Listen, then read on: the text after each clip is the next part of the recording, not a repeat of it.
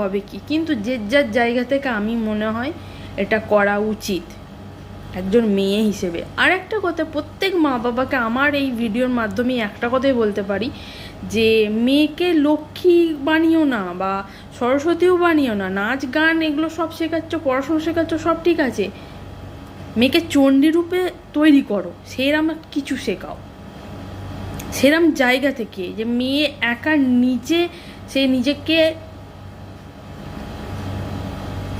কেউ ভয় পাবে তাকে আঘাত করতে গেলে।